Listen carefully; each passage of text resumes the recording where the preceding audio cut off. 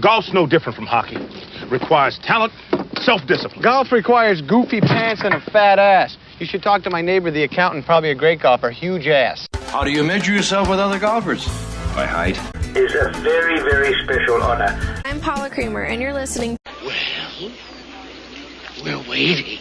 Hi, this is Martin Cove, a.k.a. John Kreese from Cobra Kai, and you're listening to Quiet, Please. Let the word go out from here across the land. Let Daddy Noonan approve. Hi, boys. Nice day for golf, ain't it? Quiet, please. Oh, you got secrets, eh? Hey, this is Shooter McGavin. You're listening to the... Hey, you guys.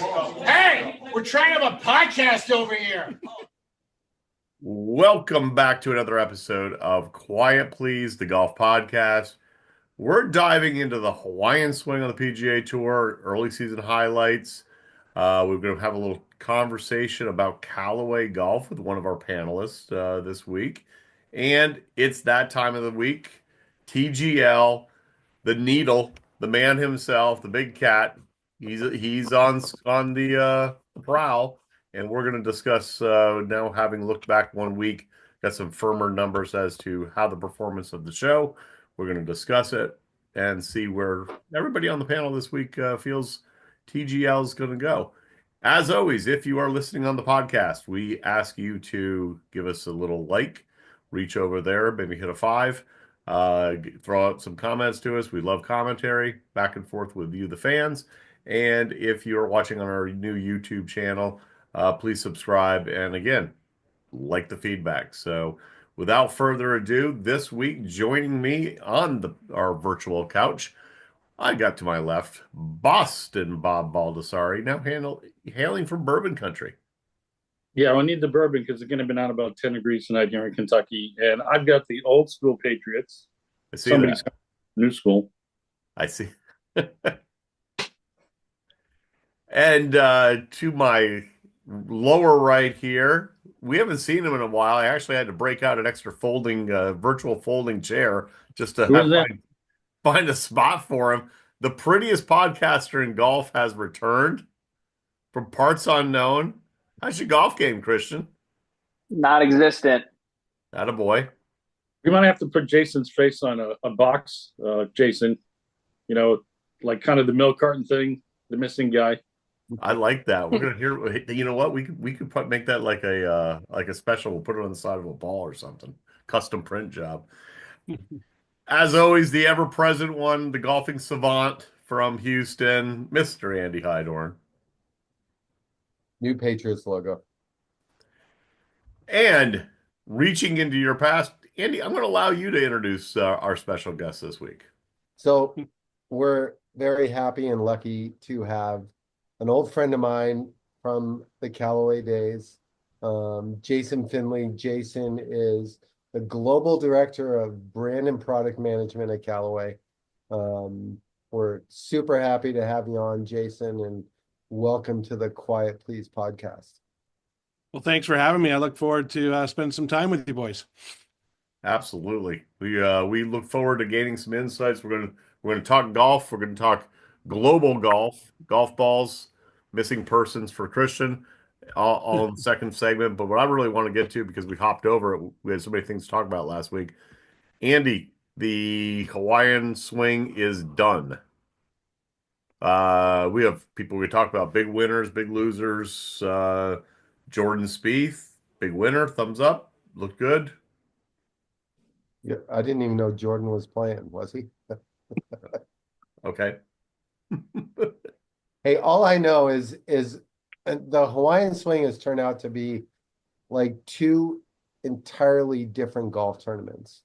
The scores that they shoot at Kapalua are just unbelievable to watch. And that golf course, you know, they're playing holes that are 550-yard par fours, and these guys are still shooting 33 under or 34 under, whatever Hideki ended up shooting. I think it's unbelievable what they do there.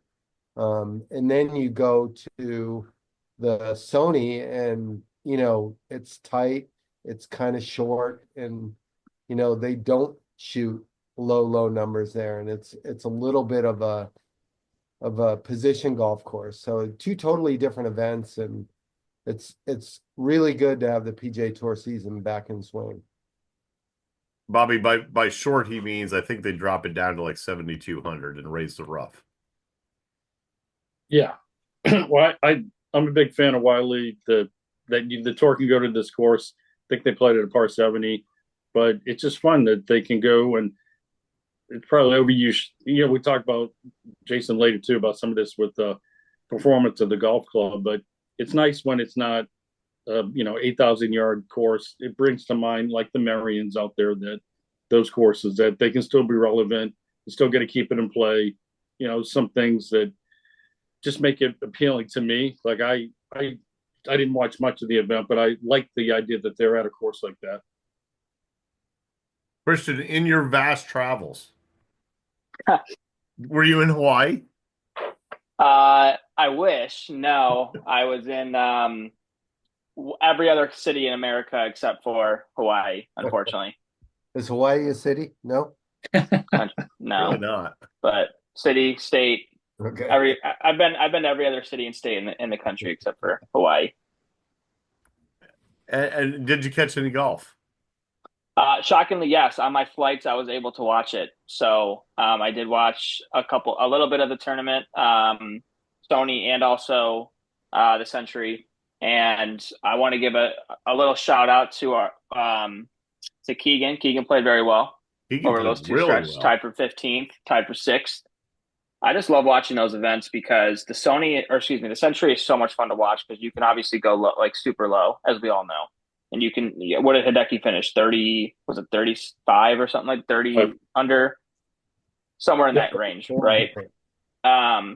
Obviously, we know how good and talented all these golfers are, right? They're on TV for a reason. But at the end of the day, when you really break it down and see how well they can shape the ball and have a little bit of fun playing a golf course like that, and then backing it up and playing well at a golf course like this, the Sony, is really cool to see, right? First off, hats off to also Ben Taylor for winning that as well. He played phenomenal. I watched a lot of the last round. He really just from tee to green, I think he was just in his own little element. And I think overall, somebody like a Ben Taylor, I think that would give him a lot of confidence personally. And his brother Nick too? Nick. My bad, Nick Taylor. Sorry. Dude, we're picking on my you. My fault. You guys can pick on me all you want. We are dropping lines worse than Tom Brady did in the playoff game. Calling the Eagles the Phillies. True. All right, so here actually, I'll tell you what caught me. Denny's McCarthy was horrible at Kapalua with his putting. And I saw they ran an interesting piece where he literally walked in to the tour van on Tuesday, grabbed a putter, and he went from like -5 on the greens to +4 strokes gain. And I guess it's just that, right, Christian? I mean, you got 20 putters in the closet, I think. I unfortunately do have a lot of putters in the closet. Probably all have dust on them at this point, just given I've been to every single state basically in America over the last few months. And yeah, but nobody puts like you, Alan. This is true. No one. And ultimately, that's where I was trying to get with this that whole part of the podcast. It's good for business when people buy a lot of putters. We like, yeah. Well, Jason, I was going to ask you, how do you feel about that? Well, as long as they're buying Odyssey putters, then I'm really happy about it. But I think, putters are one of those things certainly that people like to find a quick solve for, and sometimes you just need a new look, and that's what happens. Now, in your role, do you ever get out to the tour stops? Obviously, you're based West Coast, right? Yeah, less so probably than I have in the past. I used to do it a lot more, but I am around them here at our shoots and things like that too. So I mean, I'm familiar enough with it, but don't do it a lot as much as I used to. Andy, what's your final takeaway? Lots of sunshine. Yeah, I'm just glad they're back. It's I don't really love the lull from like October on. And it's nice to get them back in the swing of things, and no pun intended. Yeah. So yeah, I think it's great. How about Colin Morikawa, Bobby? Yeah, well, he was starting to trend pretty well, a little bit better in the fall. I know a lot of people were looking at him to win, maybe the Century. I mean, Morikawa. I mean, I think he's playing well. I don't know. He's got. I think he's gonna have a big year. I really do. I think he's sort of got the mojo back for him. And with Scotty on the shelf, everybody's trying to get ahead as many dollars on the leaderboard as possible. Yeah, just giving him a start. Yeah.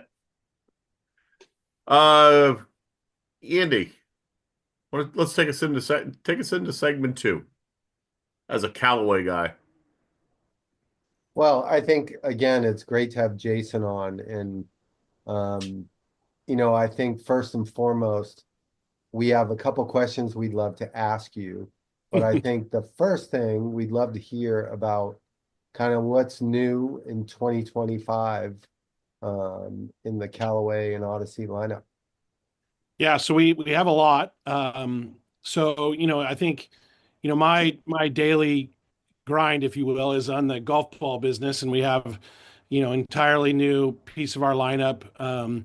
So last year, 2024, we introduced the new Chrome Tour line of golf balls, which is a big thing for us.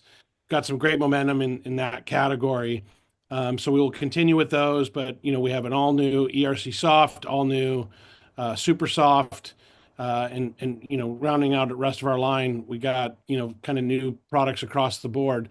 So really excited about what's to come in the golf ball category for us. We had a great year with more tour wins than we've ever had. We had over 20 tour wins with Chrome Tour golf balls, 3 majors.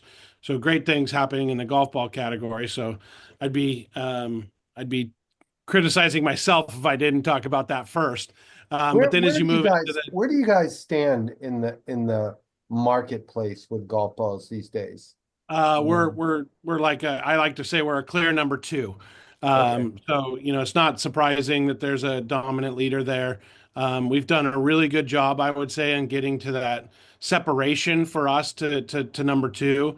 And kind of across the board, whether you're looking at tour play or sales or any of those things, but in the marketplace, we're number 2, and kind of separated ourselves. We're kind of closer to them than anyone's ever been. So definitely doing great things, but not where we want to be, which is at the top. So we have a little work to do still, but I think the products that we've had are better than we've ever had. So definitely now working to get that transition to move more to the top. So, and then as you move into the rest of the lineup, we have our Elite family of woods and irons, which is an entirely new franchise for us. So we've got multiple drivers there, multiple irons as well. So kind of covering the board with that core part of our line, and those are all really exciting. We've had great adoption in the first couple weeks, at least on tour. So you've seen that, and we'll see more as we get into what I call kind of the heart of the season on the mainland, where we have more of the things like the tour truck there every week and things like that. So we do a pretty good job of getting out ahead of that, ahead of Hawaii where we can, but just don't get to everybody. So we'll see more of that over the coming weeks as they get through the West Coast swing. So early adoption's been pretty good. So that's to kind of in addition to our Apex line of irons, which we came out with last fall. So we kind of covered there as well. So a lot of excitement on the club side, and then quickly getting through it, we have all new Odyssey putters. I would say the real key one to talk through there is our new square to square lineup, which is taking on a trend, I would say, that's pretty hot in the marketplace right now, and offering that solution in addition to everything else that we have. So kind of bringing that latest trend in the market with the Odyssey technologies and shapes there, and stuff that we all probably arguably could stand to look at a little bit more than some other things that you see out in the market there. And then, our AI1 lineup of Odyssey has done really well on tour. So a lot of great options there. Certainly, we got a lot of stuff with performance gear and everything else too. So a lot of exciting products. And certainly, for us, this industry is one that is driven by new products. So, creating that excitement and energy to get the season started as people get excited for golf, particularly as they move back to the mainland here, and people like yourselves. I don't have this problem as much, where you're in bad weather places and you can't actually go out and play golf. To create some excitement early in the year is fun, and people get excited for new products for sure. So before the other guys jump in, because I know they're all techies, they're going to want to talk about the tech aspect of it. I'm the numbers guy. So Pro V, somebody told me one time they have, I think, 48% of the overall ball share. But Yeah. I could tell you, I see the Chrome product not only in my shop, but other shops that I come into, and you clearly got to be cutting into it, as you indicated with some of those points.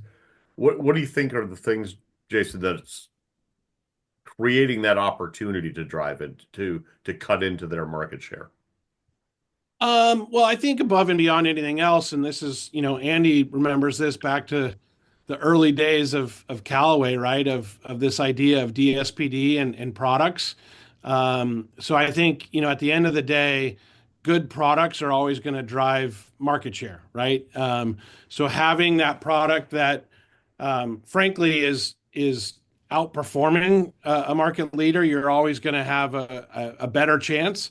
So that's where it starts for us. And I think for a long time, our product was good, it wasn't great, and it didn't really differentiate itself from the competition, right? And when you have a dominant market player, if you have a product that's just as good but not better, why would anyone switch, right? I Right. mean, I've seen it my whole life, right? I think back to friends I had when I was in high school playing high school golf with a player that's on the PGA Tour today, and he had stacks of what was at the time, Tour Baladas in his bedroom, and it was like, oh my God, that's the greatest thing I've ever seen, right? And that takes habit to break, and you got to have the product to do it. And I think we're at that point now. So I think that above and beyond anything else has driven it for us. But you also have to get people to try it, right? So that's a big part of it as well. And it's this idea we have internally almost of show me, don't tell me. Like, I can tell you our products are great, but unless you go out and try and see it for yourself, it's not going to matter, right? Like, why would you switch? So that's a big thing that we've done. And I think, to your point, the Chrome products have started that. But to the point where we're not there yet, right? We got to get more people seeing it and believing it, telling their friends about it, and that's how that transition will continue to take place for sure. I got to ask the follow-up question. So Pro V's there, they're one, you're 1A, but it's all the other lines. And I think a lot of golfers, people that are listening to this show, they miss on.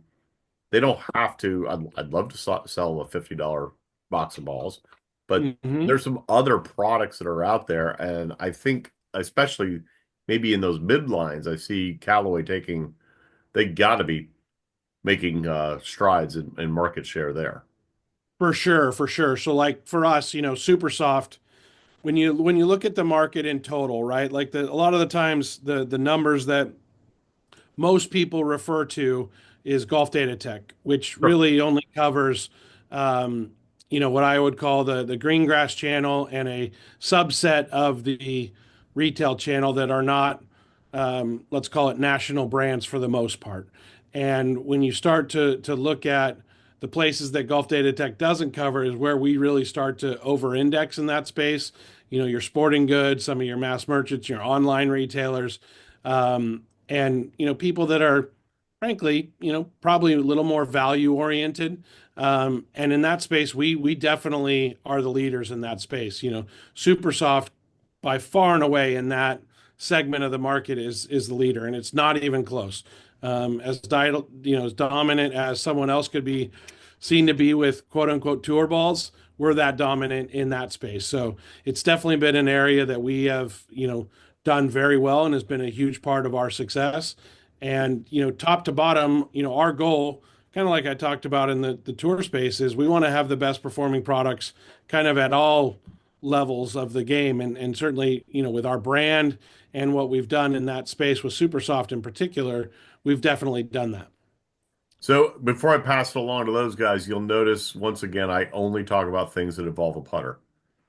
So Bobby, what do you got? Yeah, right. Yeah, Jason, I got so many questions, and like Andy said, him and I go way back. Same with Alan, but my dad was a PGA pro, so when the products, I've seen them in the shop over the years. But I want to mention. What's that? Oh, I thought you said so. Tyler Chilson, I'm in the Kentucky section, so Okay. Congrats, Tyler. One of your reps just won our section rep of the year, so congrats there. That's great. He's a great rep, so it's happy to hear that.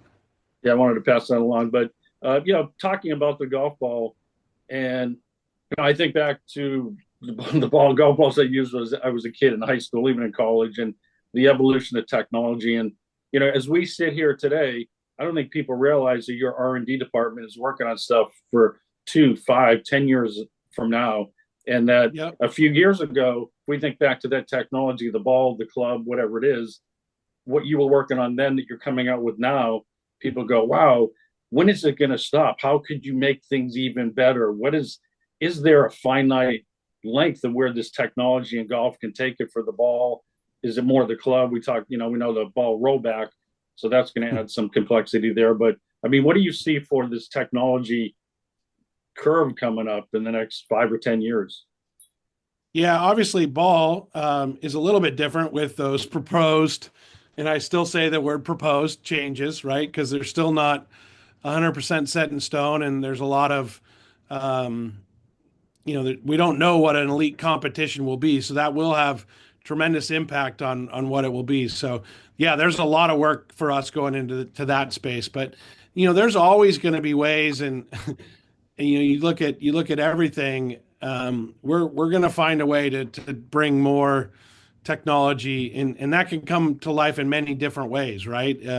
It could be absolute speed and performance and the things that people talk about, but there's also a lot that goes into, and particularly for us, we're doing a ton of work in the area of leveraging the data that we're producing, not only from a technology perspective, but how we make the golf balls. We're collecting literally hundreds of millions of data points every single day at our golf ball plant that's helping us make better decisions on how we make the products and how we make the products better. And some of that can be in the quality and consistency that we're delivering. And if there are rules about and there's restrictions in place, it's how do we get closer to those restrictions, right? So there's a lot of frontiers to help us get there. In the case of, say, metalwoods, it's there may be limitations on the absolute dead center and how you can make a product work better, but how do you get more of the face to react that way? And how do you get more of the face? Unfortunately, we all miss hit. We don't hit the dead center every time, right? So how do you get the shots further and further off center to react the same way as a center shot do, right? So there's a lot of ways to help make these products better and more consistent and better more often that are going to help golfers as well.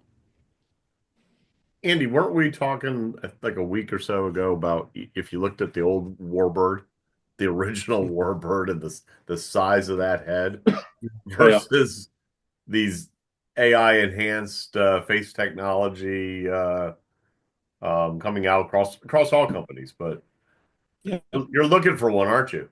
I am. I have the original Big Bertha head here somewhere. You sold a few of those back in your day, didn't you, Andy? I sold a couple of them. But like the question I have is, and I know marketing is marketing and engineering and design is another thing, right?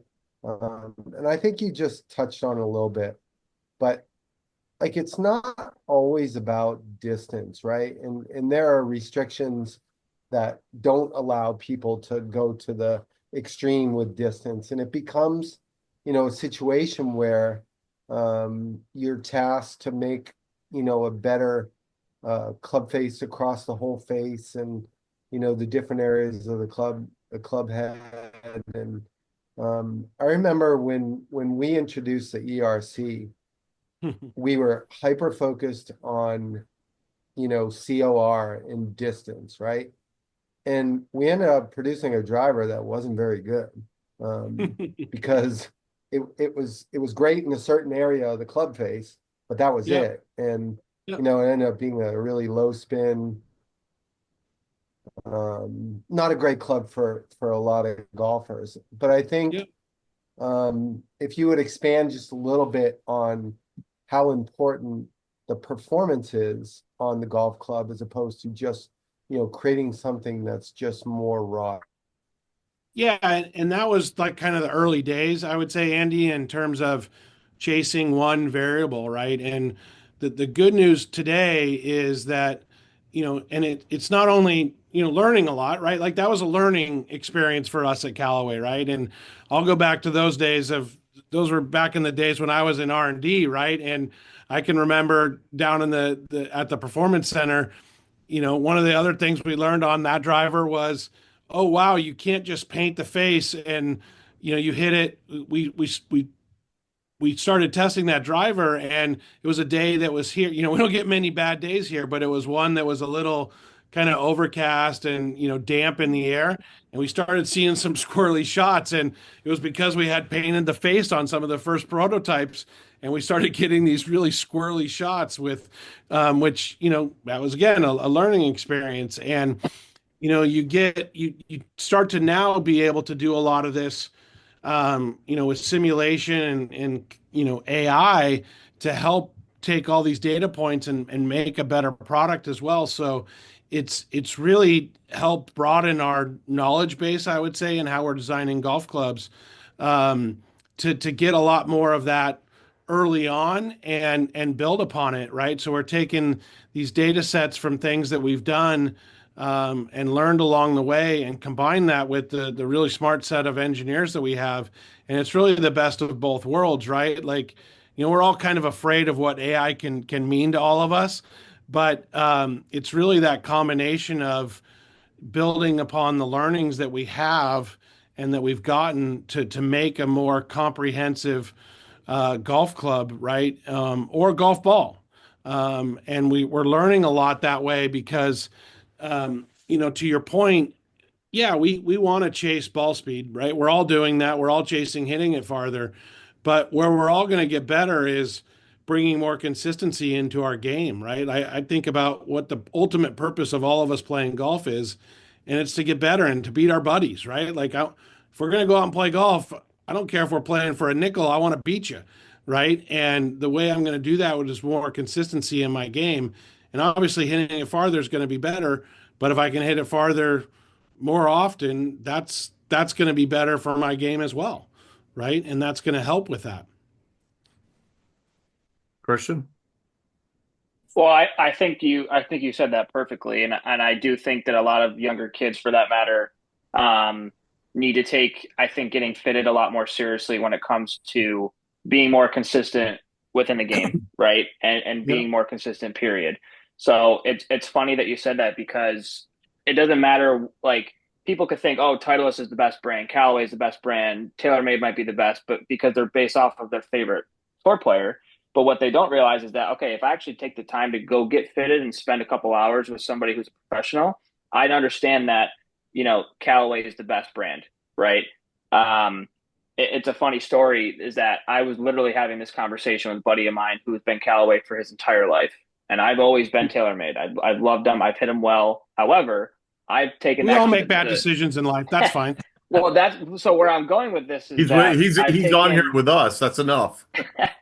Where I'm going with that is, though, within the last year, I've actually taken a lot of steps to like figure out exactly what brand is right for myself. And I've hit numerous different drivers all the way from like PXG down to a Strixon. To be honest with you, the most numbers and the consistency that I found was through the smoke. And I've never thought about ever, changing. Because again, growing up, I was always TaylorMade. I loved it, loved the picks, whatever.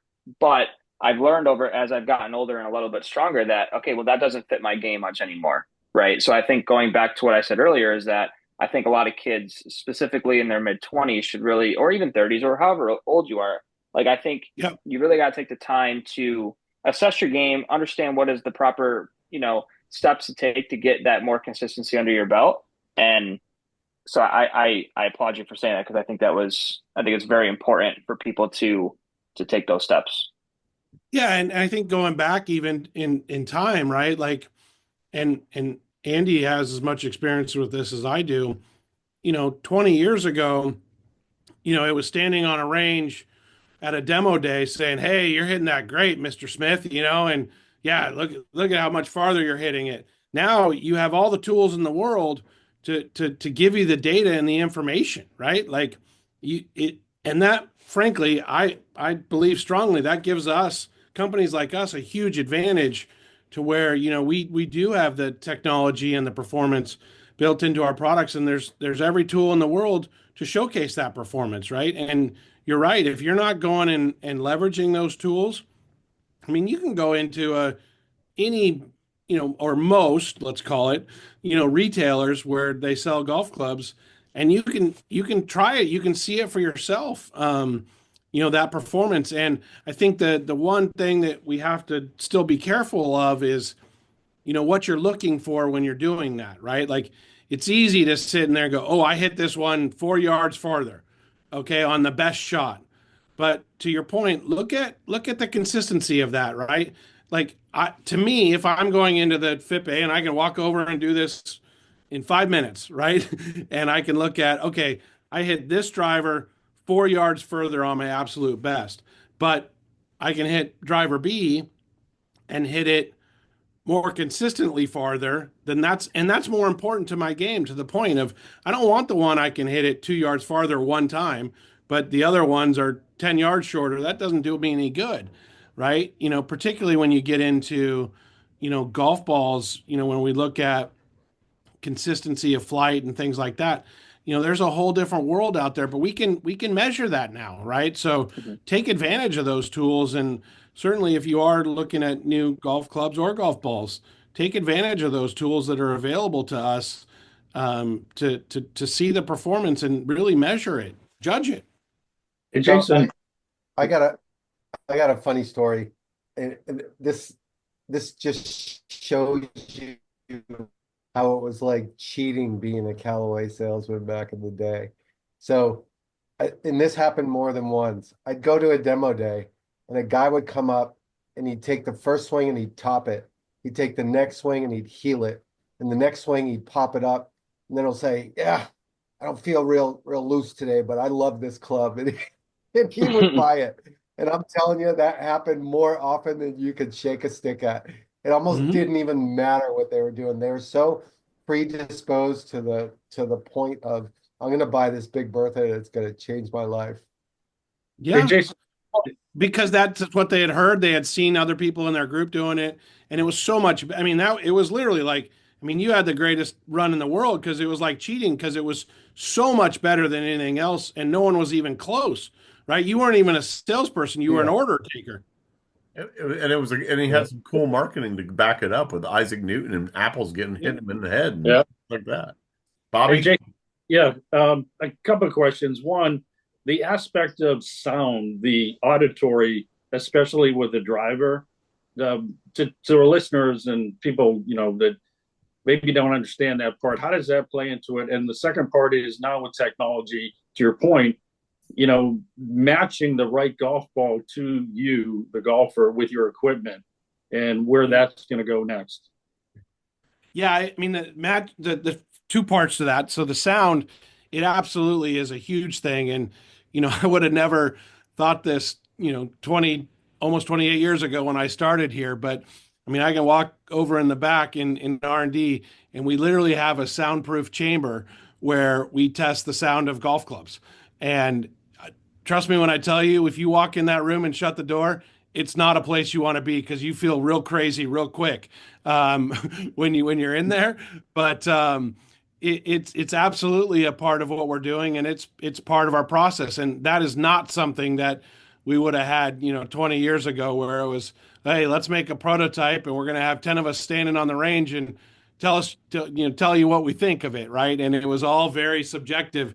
It's all measured now. It's all very much stuff we can test virtually, we can simulate and all that, and we have the data to back it up that we've built over time. So that's the sound part. In terms of matching things up, it absolutely is important. And I'll tell people two things. And I was at an event where we did some golf ball fitting with people yesterday, actually. So it's fresh in my mind. But, I would tell you, and I hate that I say this because I want everybody playing Callaway golf balls, but it's more important to you and your game that you play the same golf ball consistently. Like if I ask people what ball they play and they give me the answer of, oh, whatever I find in the woods, that's absolutely the stupidest thing that any golfer could say, right? Because again, going back to what are we trying to do here? We're trying to bring as most consistency as we can into our game. And I will tell you that there is a lot of difference in the performance of golf balls, right? So if you find a ball X in the woods and then you find ball Y in the woods and you just start playing that, you're going to perform differently with that product. So you're crazy if you think you're going to get better. And the other thing I will say on that front is, right, if you're going to go get fit for golf clubs and you don't do it with a ball that's either the ball that you play or one that's of similar characteristics, you're not going to get fit well, right? And I tell fitters, we have a group in tomorrow, and I guarantee you I will tell them this. If I walk into your door and you fit me today with our Chrome Tour X, and you fit me into golf clubs, whatever they may be, and I walk in there tomorrow and you fit me with a super soft, if I end up in the same golf clubs, you're a terrible fitter because there's no way that I should, because the spin characteristics of those golf balls are totally different, and I'm going to need different golf clubs to play with them. So it's really important to whatever it may be. I don't, not to say I don't care what golf ball you play, but I don't care what golf ball or golf clubs you play. If you're not building them together and building your bag with both in mind, then you're leaving performance on the table. Well, it takes you to the next step too, right? Especially I'm going back to like junior days, right? Like that's when I think first and foremost is like when you should not you should start building your bag over time, especially if you know that you're going to take golf seriously and you're going to go to college and then obviously try to make it a profession. That's one thing that I should have done a long time ago when I was a kid, was take the bag a lot more seriously, because that'll take you really to like I mentioned, the next level, right? So I couldn't agree more with that statement, because you could find a ball in the woods. Okay, well, a Pro V is different than an X, obviously, right? Way different. So it's not fit for everybody. But when people think, oh yeah, well, I see a commercial about, golf ball X on it. Okay, great. Well, that could definitely fit for me, because, I see all these top players in the world playing it. But it doesn't matter, because that could be a way different ball than that you're used to, and it doesn't even fit your game.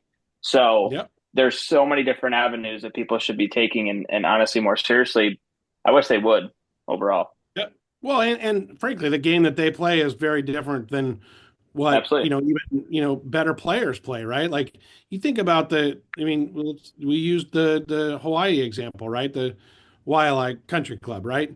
They're hitting to small greens with tuck pins and things like that, and they're trying to hit it as close as they can into those corners of greens and things like that. Well, Mr. Smith that's playing on the weekend, that's a 25 handicap, he's just trying to get it near the green, right? So the benefits and the products you need to have to be able to help you do that are very different. They're very different. He's just trying to hit some peaches. Right, Bobby? Peaches. Right? Yep. That's it. All right, Andy. I think it's that time. All right, Jason, it's time for the hot seat. Okay. Quick questionnaire. Don't labor over the questions. Just whatever comes to your mind first. It's all basic, simple, pleasurable topics. All rookies on QP have to go through it. Yep. All right, I'm ready. All right. So, what is your lowest 18-hole score? 66. 66. Well played, young man. And that was a long time ago, and that's not. I'm going to shoot 66 every time now, but it's usually on about the 14th hole. All good. So, what are the 3 favorite courses that you've played? Ooh, that's a good question. I would say Riviera. I would say a place I go to most summers, or I have the last 10 years or so, a place called Gosser Ranch. It's in Idaho. That's up there. And I would say Bandon Dunes. All right, so give me 3 that you haven't played that are on your bucket list. Augusta. I'd like to play Kiowa. And maybe Pine Valley. Yes, of course. Watch out for the gator on number 4 at Kiowa. Yeah. Okay. Okay, so in no order, name the 3 best golfers of all time. You can't pick Andy. Well, Jack Nicklaus, Tiger Woods, Ben Hogan. Okay.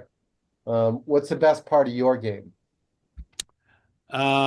Short game. Okay, what skill do you think is most important for a golfer to play good golf? Confidence. Nice. Okay, who's your favorite golfer of all time, past or present?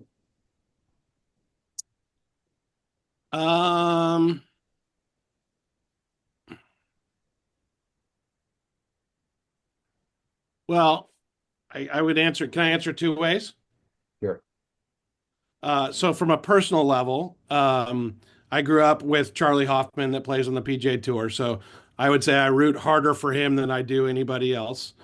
I would also say that, I didn't get to watch,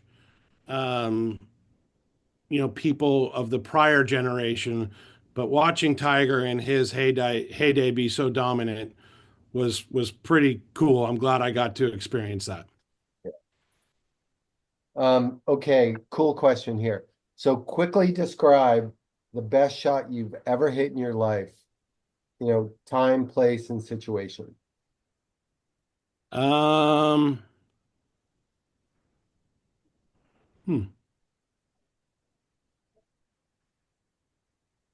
We can come back to it if you want.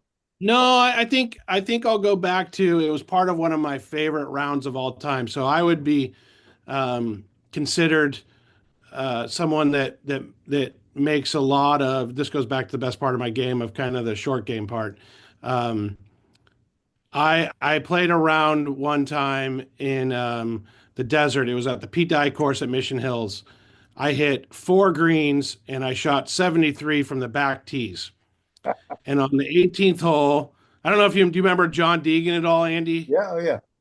Yeah, he works at our test center. I used to play a lot of golf with him, and he hits it 40 yards by me. He'd hit his 7-iron in there to 15 feet and miss the putt and make par. And I'd dink it down the middle. I'd whistle a 4-iron up there, around the green, and then I'd get up and down for par. So the 18th hole there, I was to win a good bet.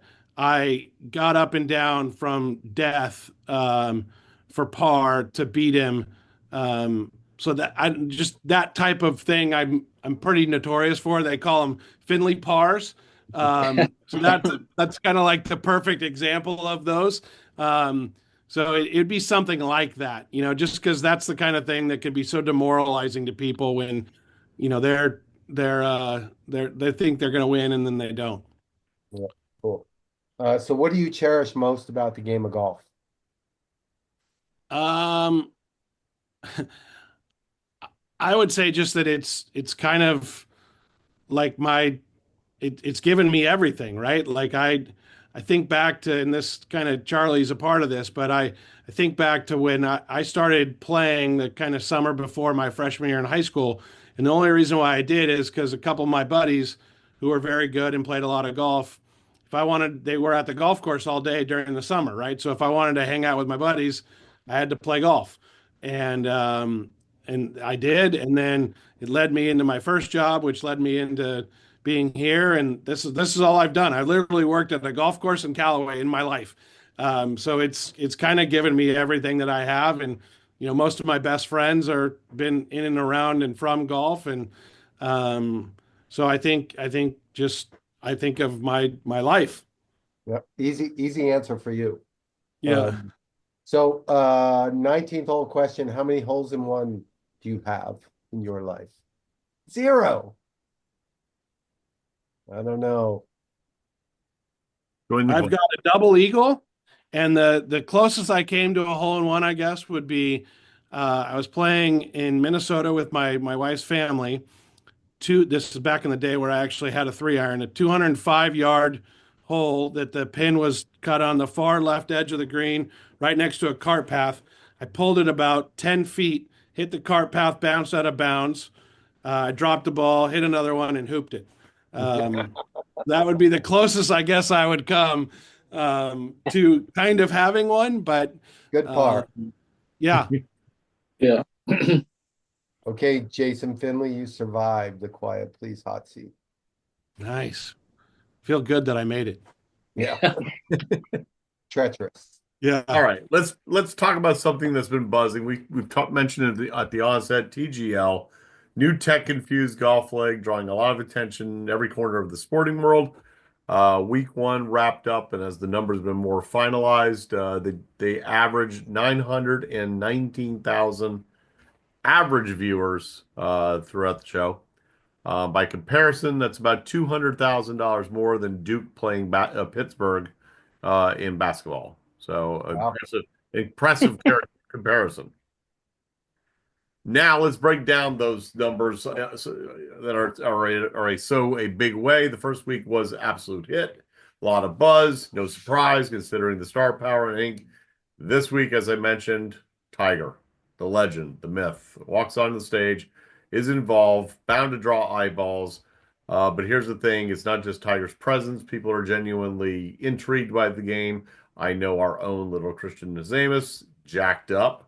We have a generational gap here. So let's throw it out. I'm going to throw the first question to you, Christian Nazamus, since you weren't here for last 5 months. What can we expect? What can we expect from TGL? Is it a flop? Is it here to stay? Is it a off-season entertainment? Out of those 3 options, I would say it's an off-season entertainment, if I'm being honest. I think it's really cool. Don't misunderstand me. I think it's really unique. It's different. But I do think that when like these majors come out, obviously, and like golf starts kicking back into gear, I do think that it'll take a little bit of a backseat. I think now, given, people, a lot of people in the North, for example, are in the winter. It's something for them to watch. It's something for them to do outside of just watching a normal PGA event. I'm curious to see where it goes from here, because I think golf is in a very good spot to take different avenues to expand and be better.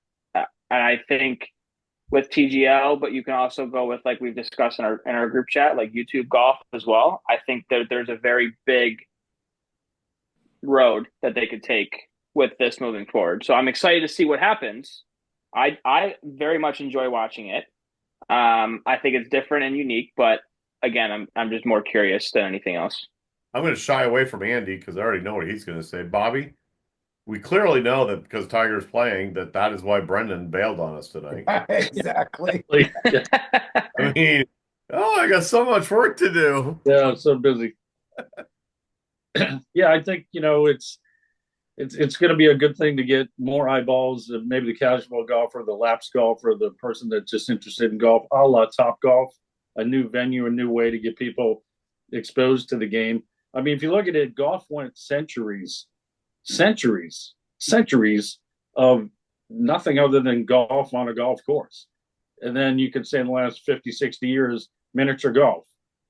Hago Harrington's and Stoneham, Andy, right? I mean, there was, miniature golf. And so Top Golf comes along, more of these simulators, this, TGL, these things can be healthy. Yeah, to Christian's point, it's different. It's not the, I guess the real golf in that true sense on the golf course. Jason talked about it, relationships, making friends, the stories. It's going to have its own place, the way technology can enhance the game. And, I think it'll be fun in its own unique way. And people that do get bent out of shape, I don't think they're trying to replace the game of golf.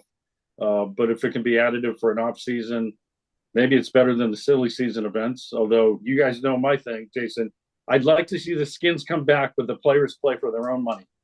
Then I'm going to tune into that. I'm with you. I'm going to skip over Andy and leave the last parting shot on that one. So, Jason, from a manufacturer standpoint, is this? I'm going to give you two options. You as a golf fan, obviously, but from a manufacturer standpoint, does this benefit the manufacturers? So I'll answer the me part first. I think that there's potential in it. I watched the first one. I think that the model of doing it on a weeknight when we're going to be out of football here pretty quick, and you're not going to have that, particularly again for those people kind of that can't go play golf right now. I think there's some potential there. I think they're going to have to do it in a way to where you see a little more personality, like the skins game was, right? You mentioned that. I think part of what was so fun about that was seeing those guys in a different element and environment. And let's face it, they don't always have the most personality, but there is, just like all of us, if we go play, we're going to have some banter and things like that. Like I think having some of that be more visible in that environment would be good. From a manufacturer, putting my Callaway hat on, look, anytime people are paying attention to golf, getting excited about golf, and maybe seeing a pro hit whatever, a 400-yard drive on a volcano hole with his new elite driver, I think that's probably good.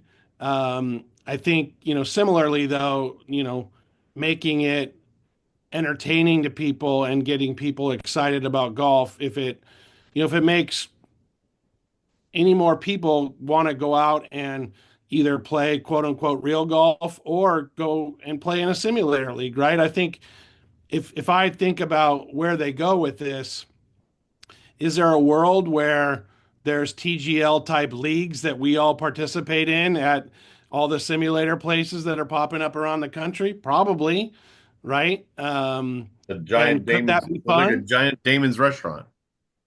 Yeah, I mean, it could be fun, right? And it's again, I don't necessarily have the problem of not being able to play golf year round, but if I did, I think going and playing in this type of format could be fun, right? And playing in a simulator league could be a way to at least quote unquote scratch that itch a little bit. And again, that's good for Callaway, right? If people are playing any sort of golf more often, that's great, because then they're going to hopefully play more real golf when the season allows them to.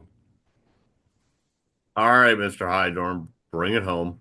No, I think Christian hit the nail on the head, that it's a diversion from golf, right? And I find it laughable that the live lovers out there are like, oh, see, we told you so. You hate live, but this is live.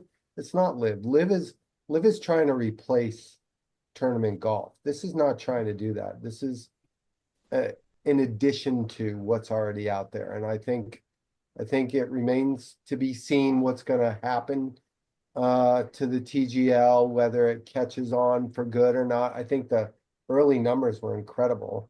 From what I understand, the numbers that of viewers that lasted throughout the whole broadcasts were impressive. So, and to Jason's point too, I think it's potentially awesome. And I said this last week about some of these crazy holes that are these virtual holes that they're playing. If those could be duplicated and played by regular people, I think that could be one of the coolest things that could really help this thing catch on. I love it. I love it. As everybody knows, I'm not a fan of Live. I'm not a fan of what Live does to tournament golf, but this isn't tournament golf. Who averages more viewers at the end of the season, Live or TGL? They averaged more viewers in one event than Liv did, I think, all season. In the whole season, yeah. I mean, they were probably selling tickets to this. Liv gave them away here in Bedminster. 18th green, carts out of juice. Make your way to the putting surface, Bobby. What do you got? Just next week we've got the annual PGA show. The started in Dunedin back in the Florida days under a big tent where the merchandise reps would just pull their automobiles up, pop up in the trunk.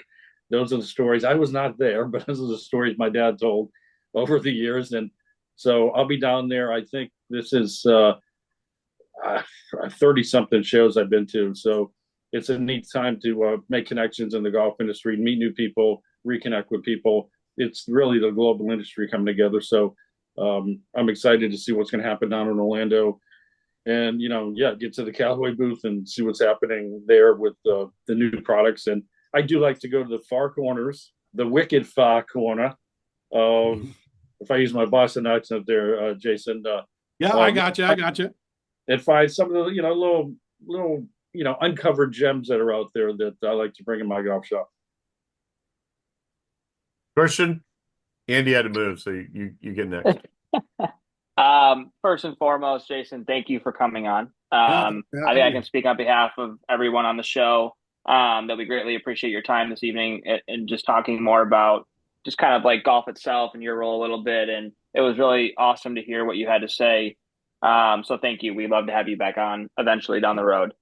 Number two on my closing thoughts is just keeping thoughts and prayers, obviously, with everybody out that was affected in California with the fires. I know that it's just awful to see pictures and videos of what happened, and my heart goes out to every single person that was affected by that. So I could never imagine what they're going through, and any donation helps. Just keeping them, obviously, thoughts and prayers. And final thought for me personally, outside of golf completely, is go Birds. So Eagles are going to win the Super Bowl this year. Bookmark it. I'm slowly getting converted down here in Philadelphia. Hey, you heard it here first. All right. Just saying. Okay.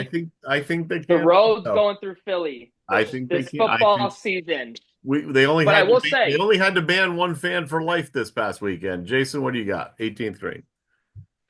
Well, thanks for having me. It was fun to do this and cover a wide range of topics for sure, and let me talk about Callaway. But I think more than anything, like when it comes to equipment, just get out and try the stuff, right? Find the stuff that's right for your game, and hopefully it's Callaway. I think it will be more times than not. But just get out and play too, right? That's what's going to help make all of this better. And people, you guys doing what you do here, just kind of keeps people interested in talking about golf, and that makes it better for all of us. Bobby, I'm gonna steal Andy's because he tries to steal mine all the time, I'm sure. I want to give a shout out to 17-year-old Blades Brown, who will be making his professional debut at the PGA Tour American Express as a Callaway staffer. Oh, there we go. Well played. That's knowing your guest right there. There you go. In La Quinta, youngest golfer ever to play in the American Express. Blades, we and Callaway appreciate your effort and are behind you 110%. Andy, what you got? So this is easy for me. Jason, it was great to see you. Great to have you on. Jason dropped something earlier in the podcast that none of you caught, and he said DSPD. And DSPD means demonstrably superior and pleasingly different, which was Ely Callaway's mantra in really developing this company into what it is today. I was there for 13 years. I love Callaway. I still have 13 of my 14 clubs in the bag are Callaway clubs. I play, the chrome softball. I mean, I just love the brand. I love the company. I had to get this out of my closet.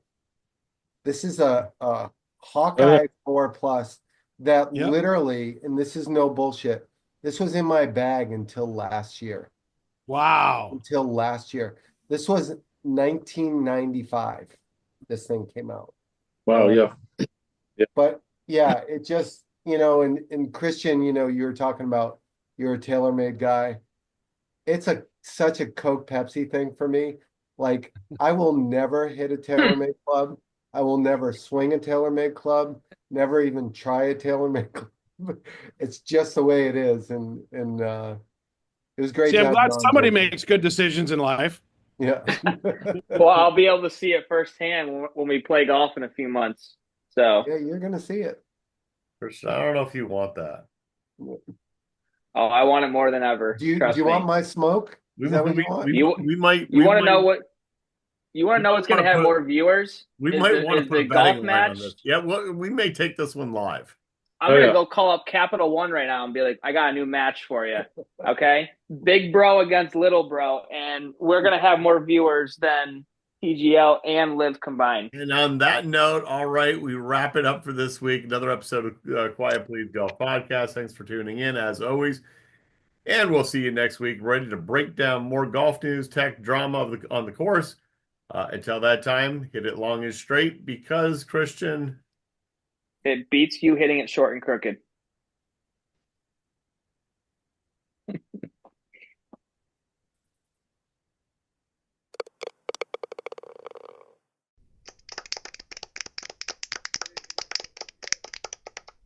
You only have one opportunity to sell your golf property.